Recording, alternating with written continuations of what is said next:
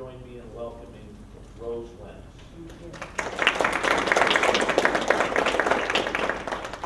It is great to be back here again in Grand Island, and actually even more so, I think some of you were here a year or so ago when I talked about parenting time, that I actually spent part of my childhood in Seward, and this time it wasn't a dark winter night, so I actually had time yesterday to drive through and take pictures and kind of walk down memory lane.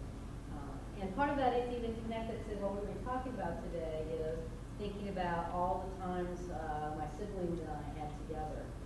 Going down to the public pool and spending our summers there together, things that we did and how important those were.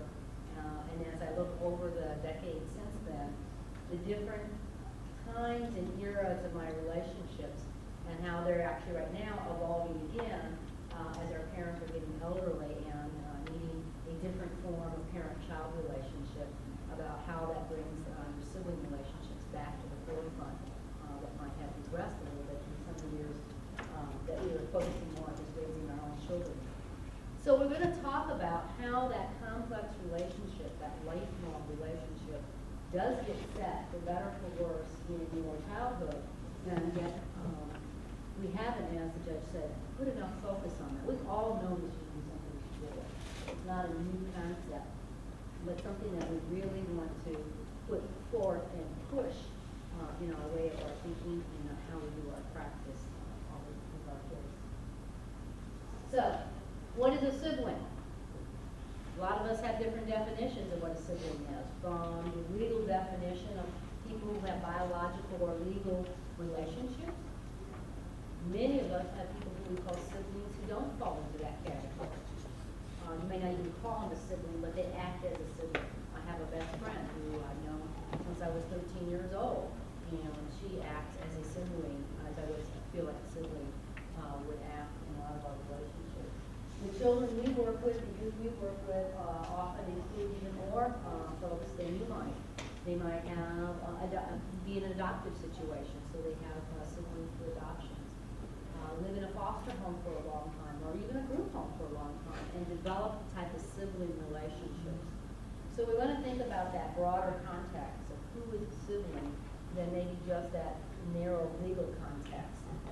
Particularly, one thing I've talked here before, and one of the passions I have is from working with the families, is when we talk about the concept of permanency, once we remove a child from their family, for whatever reason, and for whatever length of time, particularly if it goes more than a few days, then children start having a relationship with multiple families.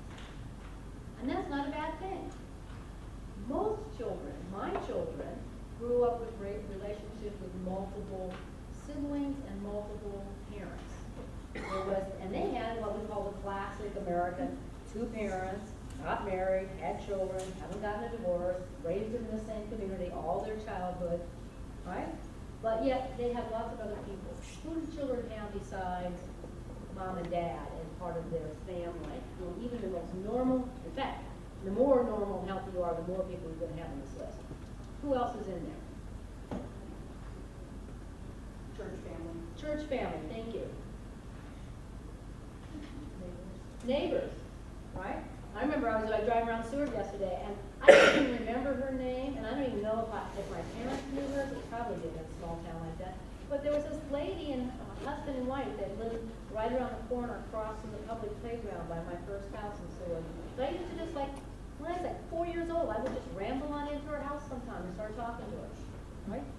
This lady was important. I don't remember her name now, but how important she was as being part of that family system for you.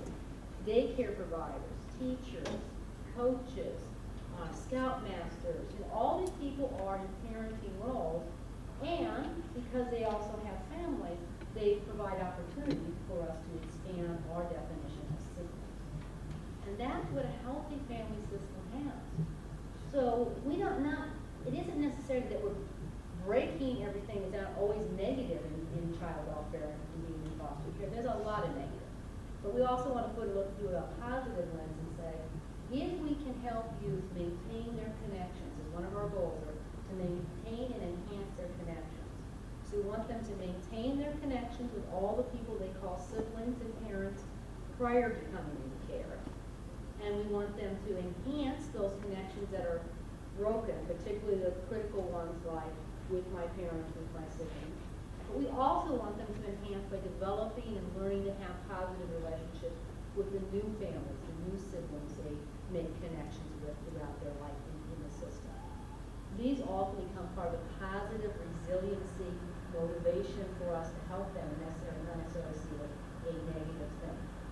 How can we help them maintain and enhance those connections is the focus of this session today.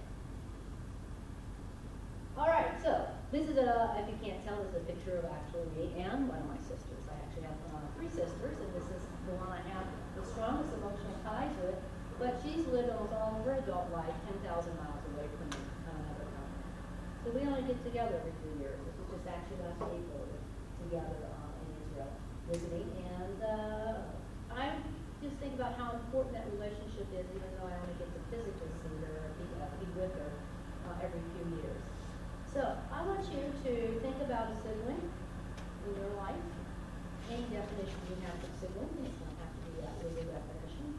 Think about something important about that relationship, and give you a challenge first thing in the morning.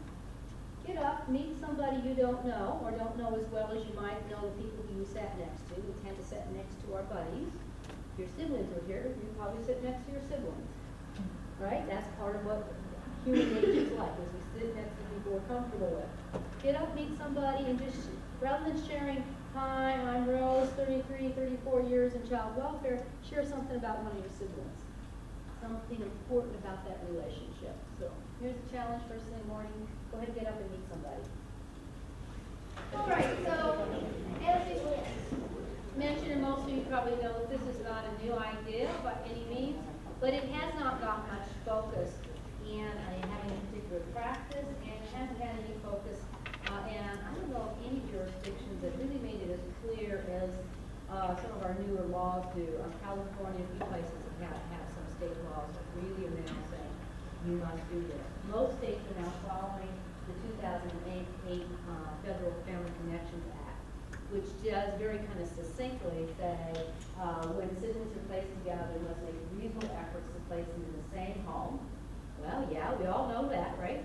We're going to talk about that issue because sometimes we even haven't done that. And if not, then you must let them have visits. So the first part is place them together in any type of foster, kinship, guardian, and only if it is contrary to their best interest. So there should be a very thoughtful process, and we'll talk a little bit about that today, about some of the ideas that are emerging from this law about what would that process look like in making that determination. And then the second part, if not placed together, then we must provide frequent visits and other ongoing interactions between them. Again, unless you can actually show that it's contrary. And not just our number one way that I usually hear is, you know, that's nice, Rose, but we just don't have enough resources here. That's what the language has been, and I've felt that same way as a caseworker, saying that would be nice, but. So we're going to try to think about how to get around some of those buts today. The feds, I actually specifically asked again just to make sure right before I was finishing this presentation, check with them. In the law and in their other stuff, do not give a definition of sibling. And they deliberately don't do that as their response back and say is you need to look at it on a case-specific level, or if you want to, as an agency or a state, put in a definition for that. So saying, well, you know, they're step siblings to, they're not legal siblings. We have a lot of families like that in America right now. You know, mom and dad had children from different relationships, and they get together and never legally married, and so officially they're not legal siblings in most states under those situations. For the federal law for child welfare, there is no definition of what sibling means. Nebraska, you have it in your handout packet, so I'm not going to go over in great detail. Does have some stuff on your administrative, the memo that came out, and it supports all of the 2008 federal law, so it is supportive of that practice. It basically then just goes on to say, besides repeating what the federal law says, it says your efforts to place and facilitate visits must be documented. You all know that. How many of you work for the state child welfare system in this group, right? You all know this, right? anytime you have a decision like that, you know, of course, not only do you do it, but you document it. Is it an issue here in Nebraska? I don't think you're, from what I could tell, you're any worse than any other states in particularly, or but not necessarily that there is no problem issue. Of a review that was recently conducted at the beginning of the first quarter of this year, almost 1,200 children in care, 527 of them had no siblings. So we kind of take that group out of it. So over half the kids do have siblings, which is what we normally say. Most kids, the majority of kids in care have one or more siblings already. And of those 651 siblings, 66% had visits. 119 children, or 18%, did not have any sibling visits happening at all. There was 100 cases where no documentation regarding it was could be found when we went to do the review. So there might be more visits happening, but it wasn't documented. So there is still some concern here in Nebraska. You might want to check if you have doubts if this is an issue. You want to check out and see what are we doing, how are we improving. More importantly, over the long run, it's not are we good or bad at it, but as you implement your practices here, is it actually making things better for these kids? There are some guidelines on within the parenting child, what you call parenting time relationships. I just want to point out that it says particular relationships between siblings in individual cases should be considered. Preferences that siblings move or place together, same that we have in federal, and if they can't be placed together, that they should have parenting time, and you need to make specific provisions for the sibling time. Right? So often what we kind of used to call just, the siblings had visits, the whole focus was around the parent-child relationships. And we kind of thought, well, just because they're all in a room together, somehow sibling connections are happening. We shouldn't assume that they're happening just because they happen to be in the same room together with their parents. And in fact, some of these kids really do need to have separate visits from their parent time, the parenting time visits, to make sure the sibling connections are really working on. We'll get into more details about this as we go through the morning. Just kind of set what are the kind of guidelines that you already have in place. It's not necessary that all siblings be present for all parenting. I just put that in here. This is more in that memos, mostly guidelines, mostly about parent-child visits.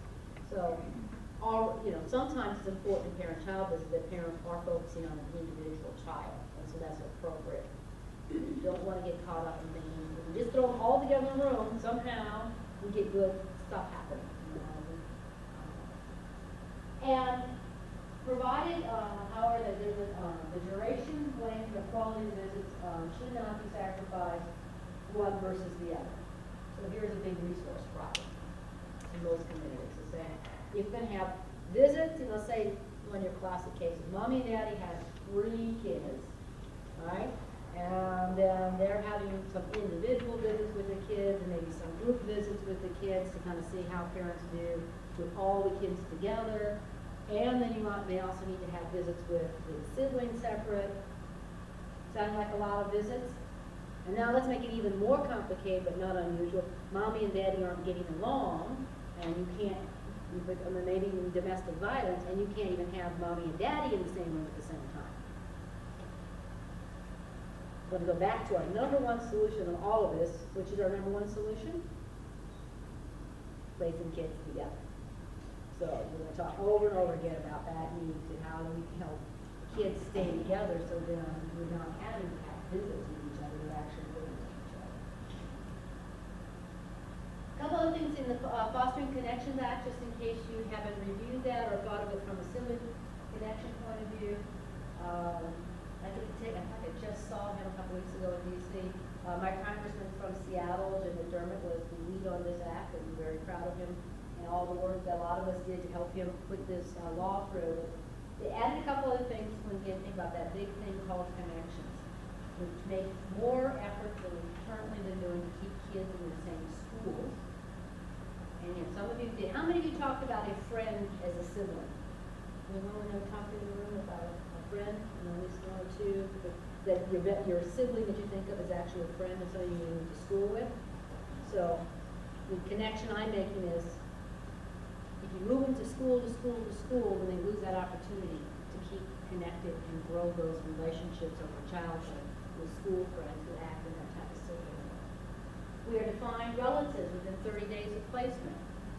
So we have a lot of kids in care because they've had complex family lives who have missing siblings before they even get to us. Right? There's divorces and split ups and multiple relationships. And so they might have half-siblings and other stuff who even live in another state. So most of us think about finding relatives to find missing daddies, and maybe grandmas and grandpas, but we also want to find missing siblings. So we want to find all of their family in that early time. And once we find them, we are to notify them about how they can engage in a case plan, how they can engage in having a relationship with this child, all the way to being a placement opportunity. But that shouldn't be the only option they're given. So you find that aunt, or you find that stepfather who's no longer directly involved in the family, but there's a sibling connection that they may want to, the child may want us to maintain or enhance with it. So I want to turn it over now, that kind of just laying the legal guidelines, the practice area, and we'll hear from several of you about the real realities of being and using the system. Sure. Yourself and the group? My name is Cassie Blakely. I'm with Nebraska Children and Families Foundation, and I am the statewide coordinator for the Nebraska Foster Youth Council. A little bit about me. I've never myself been in foster care, but I have siblings who have been. And so I've come to a little bit passionate about that. Today we have two young ladies here who are going to talk a little bit about their relationship with their siblings through foster care. And I have a set of questions that I'll use to really kind of generate that conversation, but I'll tell you that they like to, and I like to really be able to pull those questions from the audience for them from specifically for them. So please feel free to throw those out at any time. Before we do that, though, a little bit about the Nebraska Foster Youth Council. It is a group of youth who either are or were in foster care between ages 14 and 24. And all they need to do to become a member is fill out a sign-up sheet, send it to me, and you're on the council. You maintain a little set of code of conduct, just basically respect yourself and others. And it provides a peer-to-peer support network for those young people. It gives them a chance to do things like this, to advocate for themselves and others, and to create positive change in the system that they've spent quite a bit of time in. We do have brochures on the front table if you'd like to take those, but also have that membership sign up on the back page.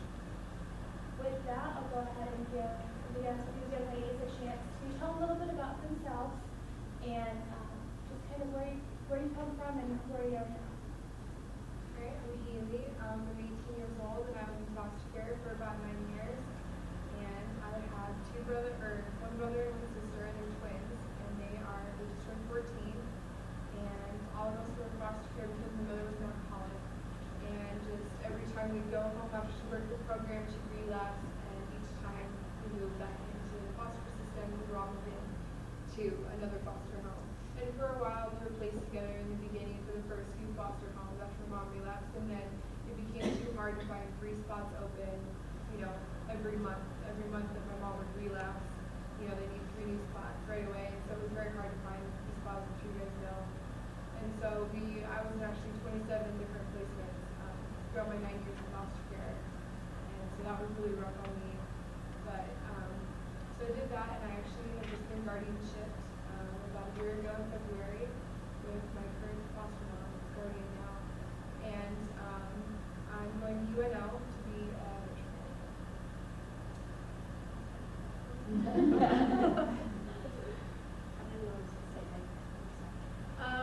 My name is Jantis Wilson. I'm 19 years old.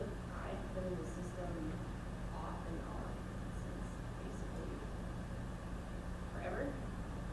But I've technically been in full out-of-home placement since 2011, like never returning with either of my parents. I have 3 brothers who were in foster care with me. I have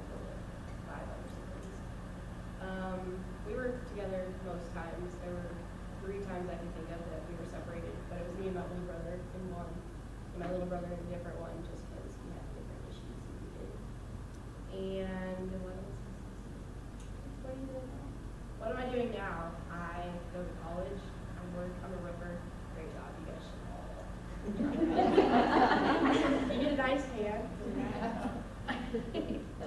And I joined foster youth council actually in February, so I'm kind of new to this, but as like so far, I absolutely love it. So.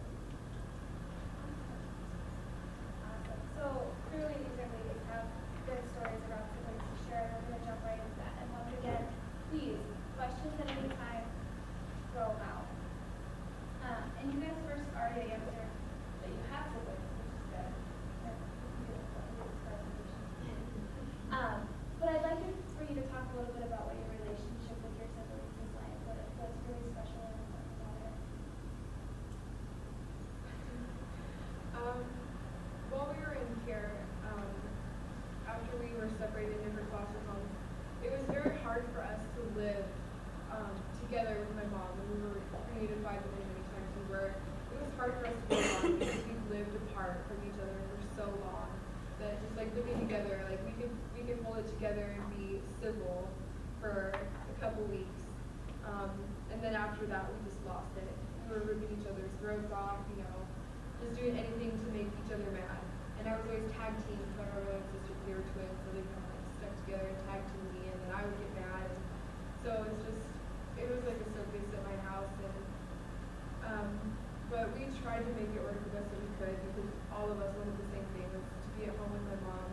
And now, my mom passed away actually in March of 2006, so it's been about 4 years now since she passed away. And after that, me and my brother and sister really lost connection with each other. They were adopted into a home, and I completely rebelled against the system because I didn't want a new family, I wanted my old family.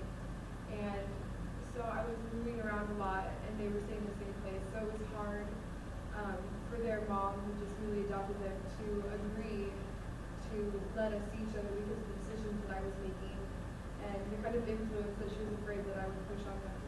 And now we see each other sometimes, maybe once every couple months. It's hard now that I'm in college and I'm in an apartment, I'm doing my own thing, they're doing their own thing. We do get together every year on my mother's death anniversary to go to her favorite restaurant. But we're not nearly as close as I would have hoped that we would be. I think we never had visits in foster care.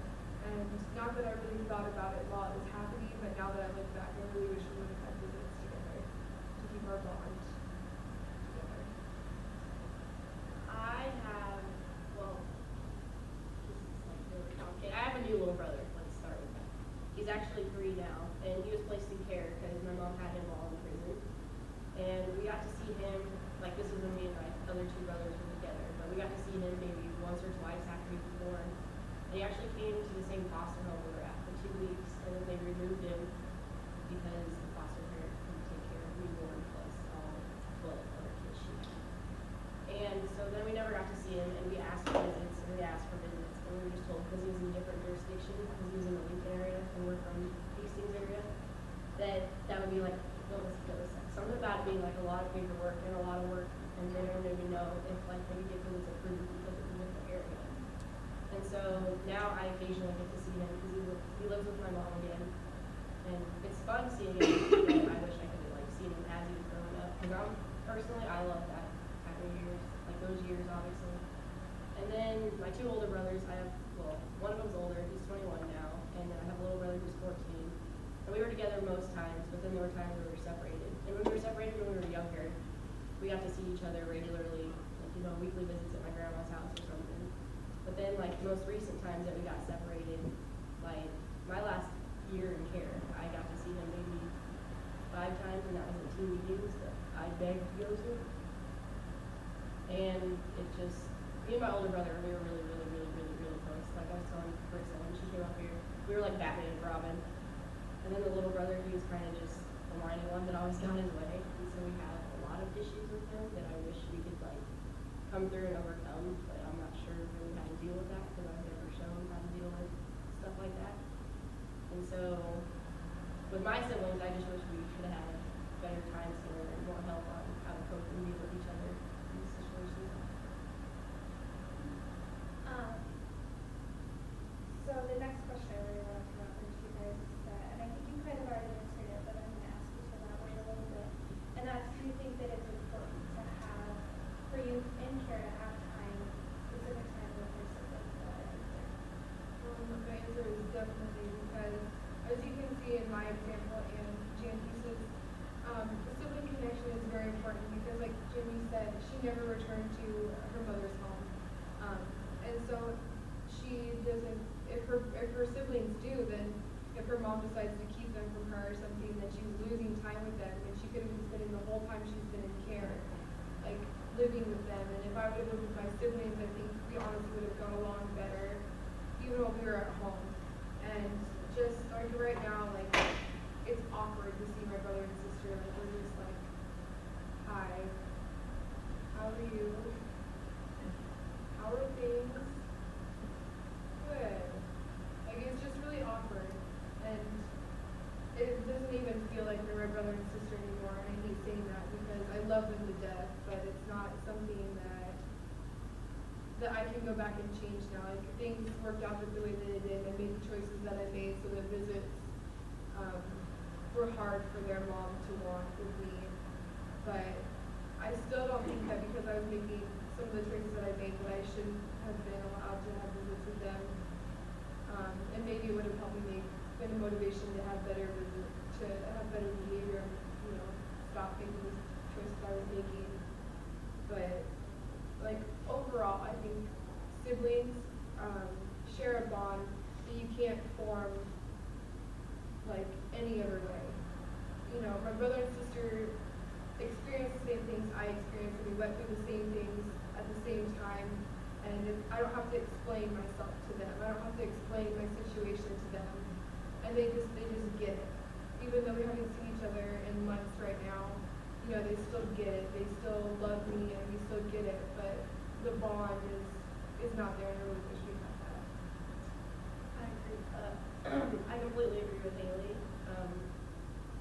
I don't know, like my older brother, me and him are extremely, extremely close. And I honestly don't know what I would do if I didn't have him. But we've also been every foster home we were together, every place that we were together, everything he went through, I went through, everything I went through, he went through. And then you have my 14-year-old brother who was separated from us sometimes, and so his experiences were different than ours. And then other times we would be together and just getting along. Like she said with her little siblings, it honestly doesn't feel like a brother. I mean, it's really harsh to say, but honestly, he's almost like just another foster baby. I've been with so many of them, it's just like, he was just another one that moved with us. And like, that connection is definitely not there. And I really wish it was. I mean, it really hurts me to be able to like sit here and be able to say, yeah, he doesn't feel like a brother. And that's just like the same with a little 3-year-old brother. I mean, I only occasionally get to see him, and stuff. And he knows my name and he like knows my face and he comes up, sister, I missed you, But it's kind of like, okay, just because you're like not used to whatever, and you're not used to that being around, and you don't want to get attached because it just take away. And so having that regularity there builds like just a sense of comfort or whatever. It makes things a lot easier, especially as you grow older. And most people tend to grow apart or whatever, you're already apart, and so you look at it and you have like not very many connections.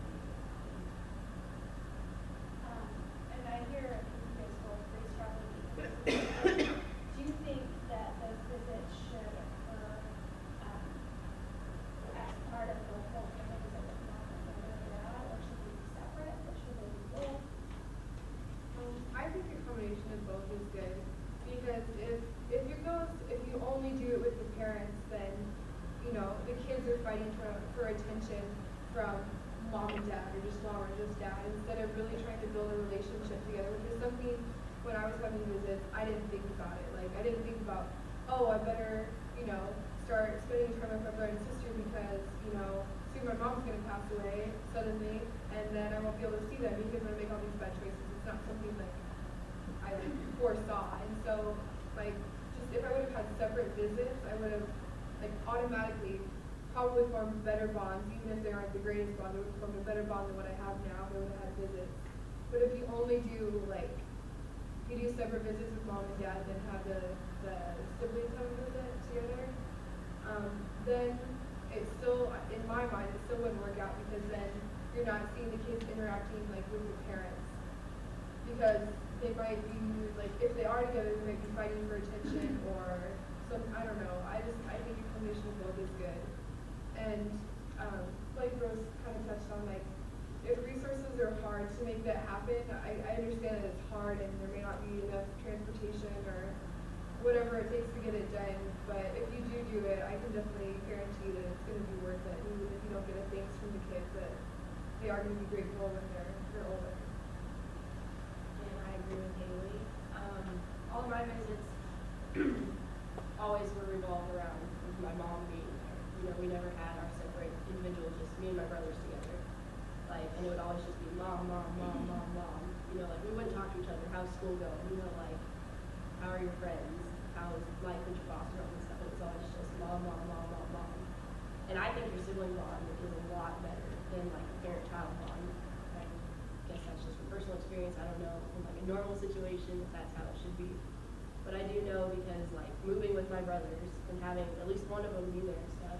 You know, my mom came in and comes and goes as she pleases, almost like she has no kids. It's just on a whim, like, hi, how you doing? Okay, bye. See you in 3 years. And it's just really good to be able to have your sibling time, but then also include parent time, especially if you're trying to get the kids back with the parents. But so yeah, both of them are definitely, I say needed, but it's definitely needed. And I just want to offer a piece of supporting information to what you said about that sibling bond being more important. There was a case study done by the non-national adoption center for national adoption information clearinghouse in 1992 that found that when a 19-month-old girl was separated from her family, that she was better able to cope with the separation from her parents than the separation from her siblings. So there was a research to back that supporting information. And then the council actually does things to help support that sibling relationship, and I think that's a good way to start talking about what workers could do. So I know, Haley, you've been to Camp Ketchup, so you can talk a little bit about that. And then if you said that you and your younger brother, will come to some of the council functions together. So if you guys want to talk a little bit about how that kind of works and what you've seen kind of come out of it. Camp Ketchup is, I don't know what it is. It's Camp Ketchup. You catch up on things with your brother and sister. It's only your brother and sister. And you go, it's completely free. There's no, like there's chaperones and things, but, like, there's no, like, workers sitting there writing out everything you do. So, like, you can just relax. It's like a normal summer camp that every traditional home kids go to. And it happens, is this the first summer with 2 camps? Last year was the first one. Okay, we now have 2 camps every summer. There's one actually coming up, not this weekend, but next weekend. And then there's one in July. And the kids come to this camp Thursday, and you stay through Sunday. And you just do a whole bunch of stuff. You tie-dye t-shirts. You make each sibling group have their own color t-shirt. Like, there's nobody else at the camp who has the same color t-shirt, so they kind of have, like, this subtle feeling of, like, unity. Like, nobody else has this color t-shirt, but it's my brother and sister's t-shirt. They have pillowcases. Cabela's donates duffel bags every year, and then we fill them with just things for summer camp. And if you just have a chance to sit with your brother and sister and do a whole bunch of activities, there's swimming, there's stuff like that. And actually, this year we're gonna do like a birthday breakout session. So each kid is gonna make a birthday card for their brother and sister, and then they will give it back to us. And Cassie will arrange everybody for, if somebody's from the Lincoln Council or it's in the Lincoln area, the Lincoln Council will take care of mailing that birthday card to the kid on that kid's birthday from their siblings, so that sibling can have a card from them on their birthday, when normally or sometimes it's not possible for them to send a card or something like that. And this whole weekend is just based on the sibling bond and what happens, how you can make that better, how you can make it stronger, even if visits aren't happening. And for some kids, that's the only time they get to see their brother and sister. It's just that once a year at camp, and sometimes that's all it takes for them to keep that bond going? They leave camp, at the beginning of camp, we take a sibling picture. And those are, we bring the materials to camp to print those at camp. And so each one of the young people leaves with a framed picture of them and their siblings. And I know that I've personally heard stories where that's the only picture, that's the only family picture that they have. And young people who have come to camp, this will be the 7th year that we've done camp, who have come to camp almost every year, they have all of their sibling pictures from over the years laying up. And we've seen sibling groups who, we've seen kids who age out. And so we'll lose the older siblings at camp because it's 8 to 19 is our age range for the siblings. And we've seen younger siblings come in as those older ones are coming out for the same sibling group. And so they get their own staff, which we deliberately call staff, not counselors, because we're not counselors, we're staff, who are dedicated to their family and supporting their family and their connection over the weekend, rather than loving them in a big camp group. So it's a very individualized, family-specific experience for them. It's a phenomenal experience for the young people, and this will be my 5th year as a staff. It's a phenomenal experience for the staff. But we also, because the council has such a broad age range, there's opportunities for siblings to connect just through council activities. So, we just got done with the Nebraska Foster Youth Council Retreat, which we were out at Camp Timberlake outside of North Canton, Central City. And my little brother got to go to that as well as I did a lot of behind the scenes work trying to get his application in. Very last you got it in there. Luckily, Yeah. Cassie took the application the day after. But so we got to spend like the weekend, like it was together. We got to see each other, hang out, and we purposely picked like we had different breakout sessions. I think there were 5 that we did on Saturday. When we got there Friday, we left Sunday, but on Saturday there were like 5 sessions that we did. Mine kind of got all mixed up, but for the most part we were together, just chilling, hanging out, picking on each other, just doing totally random things. And so then that was a good situation just because we could be around each other, and then we also had our separation time to hang out and meet new people. And the council does like we have area council meetings, which our council is kind of small. It consists of me and my brother and one other person. But like Hastings area people, you guys should definitely look into getting your kids to sign up for that. And everywhere else. I'm Hastings, so I'm rooting for that.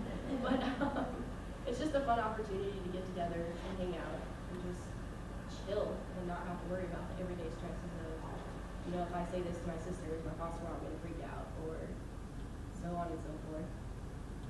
So you should definitely look into these things. Those are great. And I want to follow that up with a question. So that's what we as a council do to support sibling bonds. What do they see as opportunities or things that case workers and coordinators can do to support the youth relationship? For me, it would just be the visits, and I understand that resources may be scarce and that may be hard to figure out, but maybe even just like taking kids and like go grabbing lunch with all of them together. Like I think, I don't know, maybe you guys get reimbursed or something. Yeah, I don't know. Something that's, you know, fairly cheap and they can just, you know, sit and have a conversation, you know, and they're being supervised and stuff, like they're not doing anything bad. And just like, you know, maybe even once a month if you can make that work into your schedule, or having like a CASA, the case has a CASA, having the CASA go and, you know, picking up all 3 kids or all 500 kids or whatever in the sibling group, and, you know, just having like lunch or dinner or something together, and, you know, like little things like that. It doesn't have to be this huge long day visit where they just run wild like maniacs through the town. You know, just like a small lunch or something, like going and grabbing McDonald's, ordering off the dollar menu, you know, kind of thing. Like it's pretty cheap and inexpensive, but I think it'll still be effective for sibling groups. Or it can even be fun. Like I remember one visit that we had, we just packed a lunch together and we just went to the park and chilled for hours. Like getting older, whatever, it might seem lame going to the park and chilling, but when you're with your siblings, it just makes it a little different, especially if you really don't get to see them that often. And like she said, it doesn't have to be anything terribly extravagant and stuff. And like if these visits can't get done, that goes back to like you can't catch up and everything. I mean, But me and my little brother's in the Air Force, and so we don't see him very often anymore. But like, with me working so much, I work from 6 in the morning till 7, 8 o'clock at night, whenever it gets dark, and I can't do anything anymore. And he has all his sports stuff during the summer, and other activities in church and everything. So it's hard to find time. Like, I totally understand that it's hard to find time and stuff, and so maybe just plan it. Like, I know you can't tell what's gonna go happen, but set a date. And be like, okay, this is set in stone, you know about it ahead of time, let's do it. I mean, all it just takes is planning. I don't think it's that hard to figure something out. Maybe last Sunday of every month, like set a specific time, and then it can never be messed with, it can never be changed unless it's like an emergency. I mean, I found that that's worked. Me and my little brother kind of set up like, well, my car's broken right now, but before, some days I would go pick him up 8 or 9 o'clock in the morning, we would go to my grandma's, have lunch with her, supper with her, say our goodbyes, and we go back to our week and do it again every Sunday. So it just takes initiative. We're getting close to time for us, so I want to make sure that you guys have an opportunity to ask any questions that you might have. We're going to throw it out to you guys.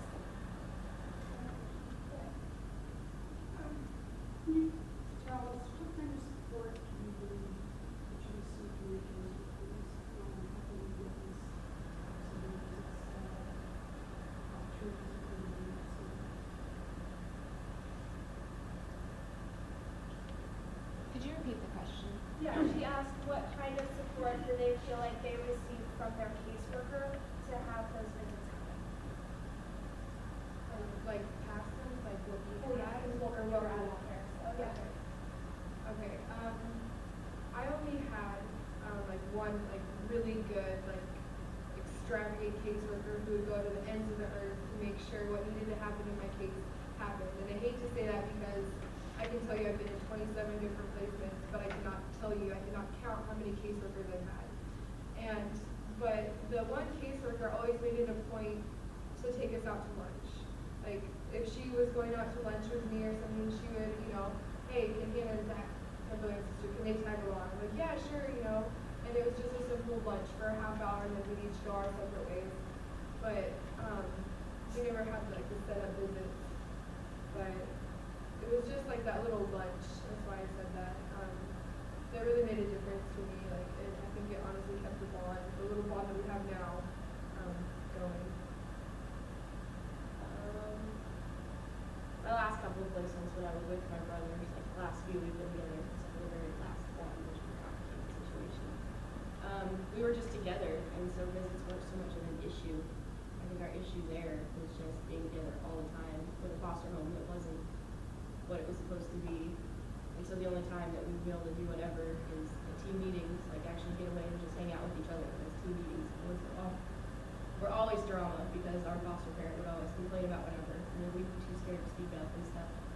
But like now that I'm aged out of the system and I have a little brother, I still attend his team meetings when I can and court dates and stuff when I can because I care about what's going on with him. Because I know my experiences, some of them are good, but then there's also ones that definitely shouldn't happen the way they did. And so I want to make sure that I'm there for him if he's in that situation, that he can come to me and talk to me. And I'm not scared to speak up. I'm a very hard-headed, outspoken person, and so I'm not afraid to be like, okay, this is what's going on, whatever. But my old caseworker, we actually go to lunch once every few months, maybe even more than that. And she just asks me how I'm doing, and we talk about my little brother and his case. I don't think that's allowed, so that's trouble. But she maintains in contact and stuff, and she tells me about meetings and court dates and everything like that. That way I can still stay involved in his stuff, especially if I can't be there because my schedule doesn't work. She still calls me and says, hey, this is what happened in court. And that's just nice. And so she's definitely stepped it up the last few months to a year. Do you guys think that like older siblings who maybe are out of care should be able to kind of enact team and that support system for the who is still in care? I think it definitely helps. Because my little brother is like, I'm not listening to anybody but my brother and sister. I'm not listening to anybody but my brother and sister. So I'll get a phone call and you talk to him. So I'll tell him, and then he kind of calms down and mellows out a little bit. It just helps make things go a lot more smoothly. I definitely think that's a good idea.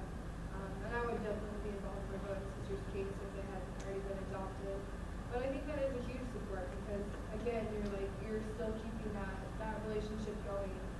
And I'm sure that even though Eric doesn't tell GT what a great big sister she is, I mean, their brother and sister, like, it's not something that you have to say. But, I mean, I'm sure he really appreciates that, and I think it's an awesome initiative of the caseworker to keep GMTs involved like she is. And that's amazing. I really admire that. I have a caseworker Slack that I get. I'll be like, hey, there's court date, what's going on? Are there other questions? I have one, Haley, you were saying your younger siblings, brothers were adopted by a family. And at first there was, relationship issues. Has that resolved, or are you finding ways that you can be part of that family, even though you're not adopted, because your brother's being there? How's that going? It's difficult at times. Like, with my mother started a tradition, like, every year on the first and last day of school, we always go out to get ice cream together. And, on their last day of school, I ended like a month ago, half ago, in college. And on their last day of school, I was in a presentation actually with Cassie, and their mom texted me. She's like, hey, do you want to get ice cream today? You know, I was picking it back up from school for their last day, would you like to get ice cream? And I said, yeah, sure, just, you know, let me get done with the presentation, and I'll be free for the rest of the afternoon. And she's like, okay, well, we don't have all afternoon, you know, Zach has baseball practice or something like that, and Hannah has a birthday party. So like, okay, sure. And so we get out of the presentation, and I go home to change and stuff, and she already went without me. And she's still a little nervous about the choices that I've made in my past, and about how I may or may not influence them to do whatever it is. Like, I'm not, you know, I mean, I struggled with drugs before, and alcohol, and, you know, giving myself away sexually to men. Like, I went through it all, but it's not something that I would push to my brother and sister to do. And I don't know if she doesn't understand that, or if she's just, like, intentionally trying to keep us apart or something. But whenever she lets me know if Zach has a baseball game or my sister has a wrestling match, you know, I definitely make it a point to be there for them in any way that I possibly can. But it's hard because she doesn't always support our relationship, which is tough because they can't make their own choices until they're 18, 19, which is, you know, so 4 or 5 years away. But if she lets me know, then I don't plan anything else for us in case they want to do something afterwards or something like that. But it's definitely difficult. It's a struggle for me. More questions? Yeah, we're so talkative. Nice, good. Well, we are going to be here for the rest of the day. So, as Rose is presenting, if there are questions that are brought up, like things that she might bring up, that we could, you know, answer for you better, or support of what she says, please feel free to direct those our way throughout. Okay, thank you so much, and those are good to be here, and thanks so much for being here today.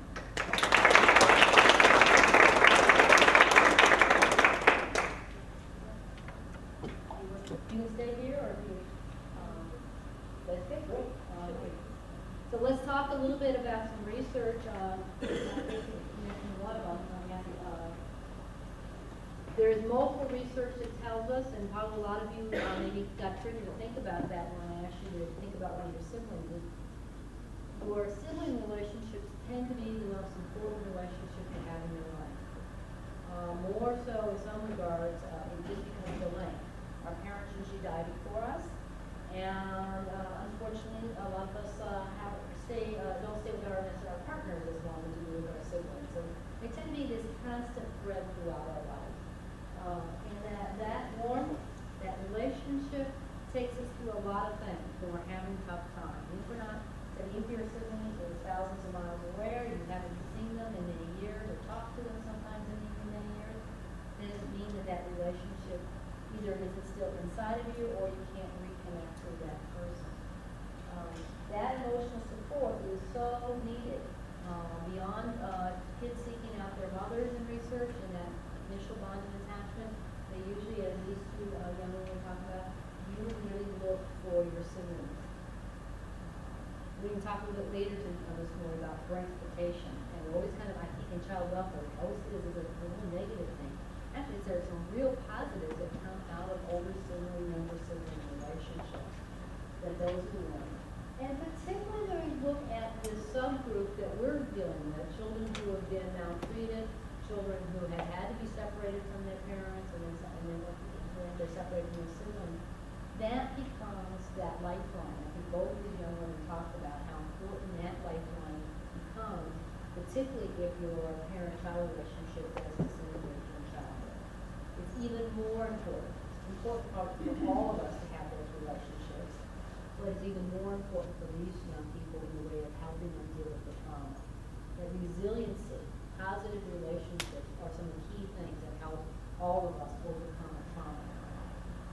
These children we talk about, I would say 27 placements, just like, you hear it all the time, but I just wince every time I hear about how our system ends up having that happen to young people. And here's another part. And sibling relationships increase in their importance for foster care kids also because they tend to have a smaller network of friends. And that's also often because, like the 27 placements. Any idea, Casey, how many schools you went to? I was actually very lucky. I finished my whole elementary school. I was there for the 5 years, 6 years. And then they let me stay at my middle school for all 3 years. And then high school is where I got kind of iffy. I moved out of the district that I was supposed to go through with the rest of my middle school class. And so I was in a different school for my freshman year. I was placed into a group home for my sophomore and first quarter of my junior year. Then I was moved back to a public school for the rest of my junior year, and I graduated a semester early there. Amazing that she managed to keep that stability in her educational progress and all these things that you mentioned. What about you, Jim? What was your educational experience being in foster care? I went to elementary schools to middle school. Okay. The elementary situation is I went to elementary, kindergarten through second grade.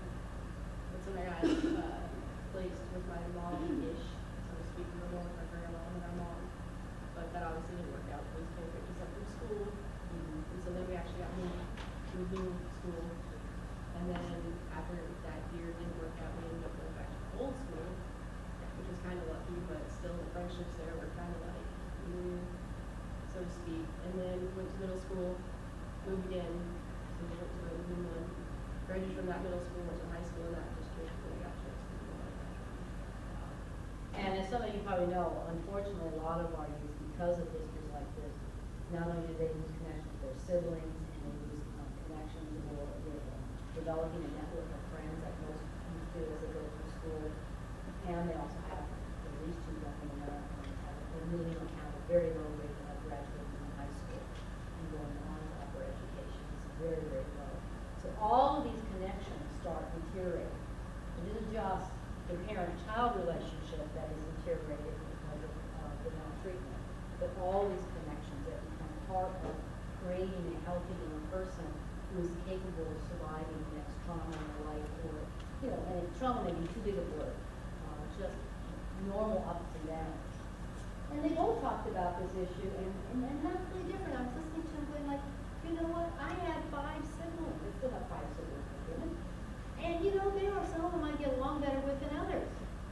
We're being videotaped, so I'm not going to say who is who, right? But that's the reality of and there's also times that we would be certain subgroups of us would be really tight with each other, and some of, like my youngest brother wasn't born until I was 13 years old, and some of the first stuff I really remember being involved with him is when I was dating my husband-to-be, and he used to give him $1 to go out and wash the car, just to get rid of him, right?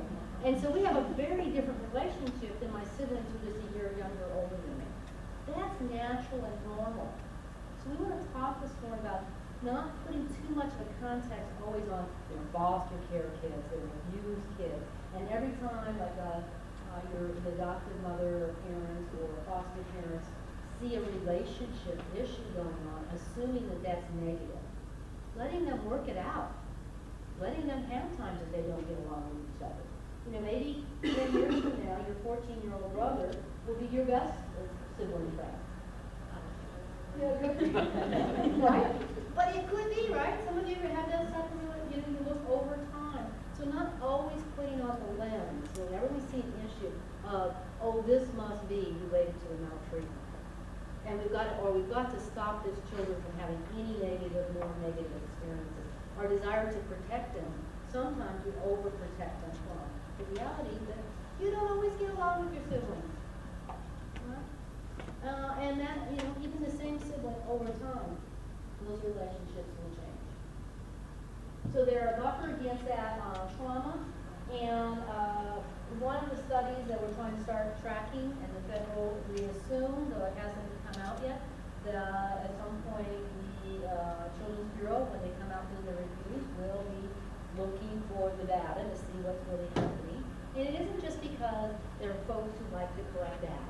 The folks at the Children's Bureau are like you and me. They're good child welfare professionals, and we're trying to find out from the data what it will really do and what's really working, right? So one of the things we're just even starting to track, and so one of the few studies we have so far that started to track about how well we're doing on this issue, this was really sad. A third of the cases, the worker wasn't even aware that there was a sibling, another sibling around. And I don't think that's unreasonable when you think about that our workload and the complexities of our families, they don't come in nice little nuclear family groups, It isn't always easy to even find out. And sometimes even with the children, siblings in the system, one worker has this case, one worker has that, or as each one looks like that. The child's placed in this jurisdiction, and the sibling's placed in another jurisdiction, and now it becomes a bureaucracy nightmare to do something as simple as have a visit. One of my CASA cases, the little girl was placed in with grandma, and the brothers were placed with an uncle, maternal and paternal side of the family, 100 miles apart. These kids were so bonded in connection. They were literally, the oldest kids were literally what kept the younger kids alive in that case. And yet, the relatives couldn't see the necessity of maintaining that bonding connection. We'll talk about, when we come back from break, why some of those things happen. A couple other things on research. Placing siblings in the same foster home was associated with a higher rate of reunification. So keeping them together gets us to another one. Why some of this is, we don't know, but it's important for us to think about all of our outcomes, not just connection. That workers who visit their kids in care at least monthly, both these young ladies talking about that, the workers who take that effort, not just the state workers, CASAs, attorneys, other folks who have relationships with these young people, when you go out there and see them, then you're more likely to help them and ensure they have visits because you know them. You look in their faces and they ask you for visits. And if you're going out there every month, I just know nothing else. It's a guilt trip for me as a worker. You go out there every month and you see your kids, as we're supposed to be doing, right? And they look you in the eyes and say, Rose, I haven't seen my brother this month. I haven't seen my sister.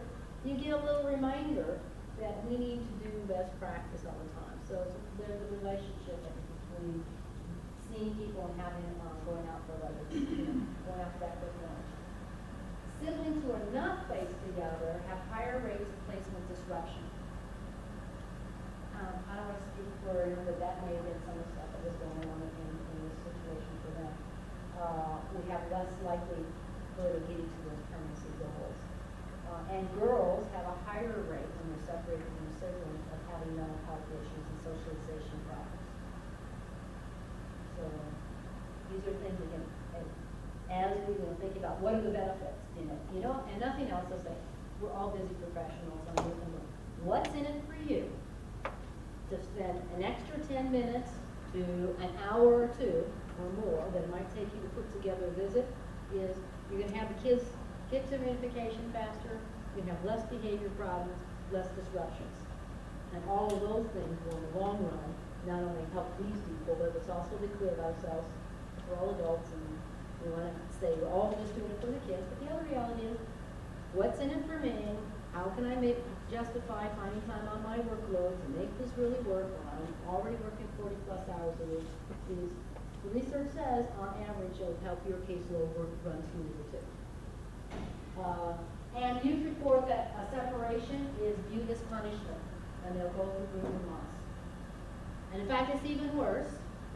We sometimes say to youth in care, if you don't do it as adults, as professionals, I definitely know many, many cases I've heard from you, foster parents saying things, or adopted parents saying things like, if you don't behave this week, you don't get a visit with your brother or sister.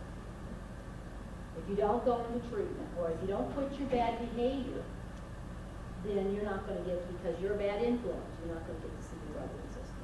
Senior girls who've lost families at Camp Hatchery, had families who they were pulled from camp because one of the siblings, because the requirement is they have to be, at least two of the siblings have to be in the business for them to come. Who will get phone calls, well, so-and-so is on grounding or on punishment for X, Y, and Z, so they can't come. Even though we staff at a 1.5 to 1 staff ratio, they can't come because so-and-so is having this behavior. And then they lose that opportunity. And if you also think, this is absolutely classic about what happens when, you know, you get nervous about a relationship. And you now this big event's gonna happen. And whether I don't think the kids consciously do that, maybe sometimes it's consciously, but then they break a household rule right before something like going to a big camp event that they're excited about but also nervous about. I'm a parent. I know because my kids did that in a normal situation. That we were likely to have a blowout before a big event in our life was pretty common. And I had, you know, quote unquote, normal, healthy, regular family life. And it wasn't always just the kids who had a blowout. Sometimes mommy did too, right? We get under stress. You know, we have a big holiday event, right? We're gonna have a big family get together. Anyone gone to a big family reunion or holiday event recently? Was there some stress? Did some people not behave appropriately? So it's almost, you know, like, and so we have to really fight this thing that, oh, I need to punish or discipline the child, when the punishment means I don't get to see my sibling. This is also with parenting time. We have a similar type of issues that sometimes go on, where people end up getting punished, and the punishment is you don't get to see the person. And that's something that's really aware of. Hey, that's the problem. What's the solution to that? We're going to be working on a lot of solutions when we come back for break. I think we're almost through with this. Yeah, okay. So, we're going to come back after break, take a coffee break, and start talking about what are some of the solutions. So the first part of the morning was the problem. Let's talk about there are solutions. The young women have given us some, not many others. So, I have that it's 9:45, so about 15-minute coffee break works for all of you.